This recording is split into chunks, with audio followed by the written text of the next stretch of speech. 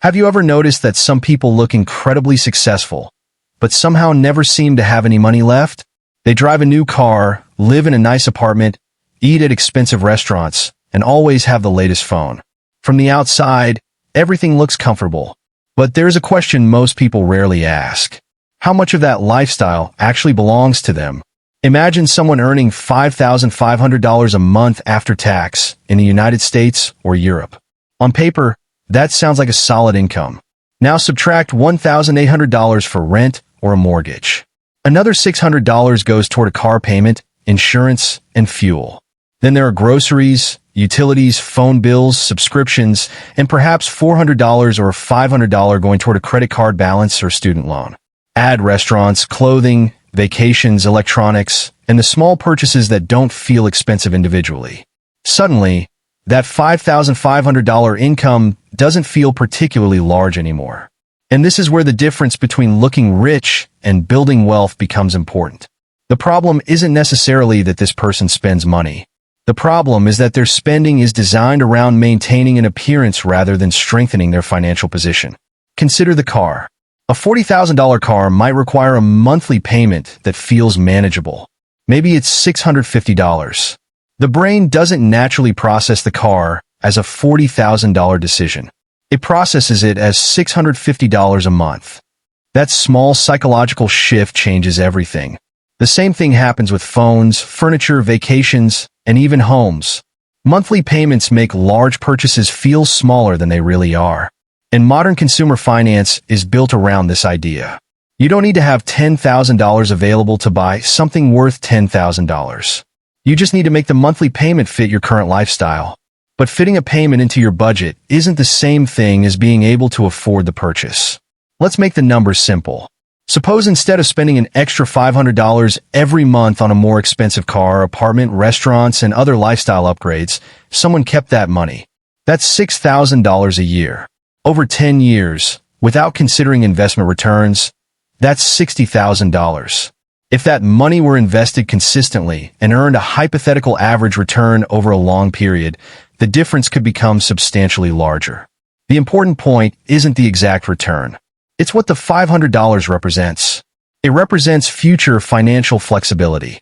And this is where psychology becomes more interesting than mathematics.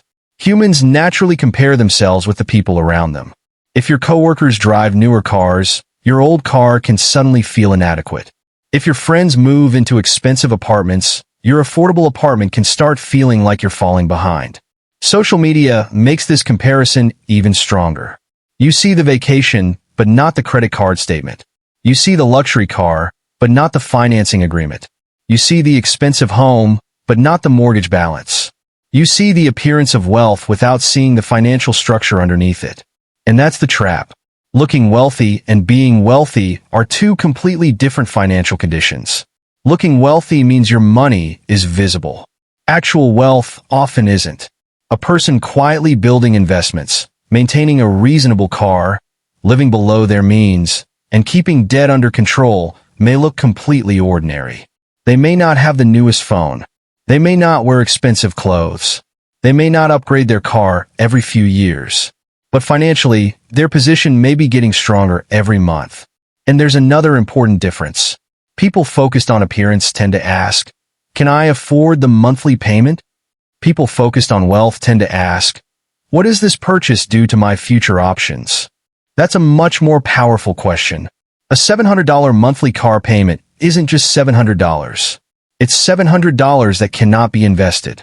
It's $700 that cannot build an emergency reserve. It's $700 that cannot reduce expensive debt. And it's $700 that becomes part of your lifestyle baseline. Once you become accustomed to spending that amount, reducing it later can feel like you're going backward. That's why lifestyle inflation is so difficult to reverse. Your income increases. Your spending increases with it. And eventually, your financial life becomes more expensive without becoming significantly more secure. You earn more, but you still feel like you need the next raise. You upgrade your home, your car, your subscriptions, your vacations, and your expectations. The income goes up. The freedom doesn't necessarily go up with it.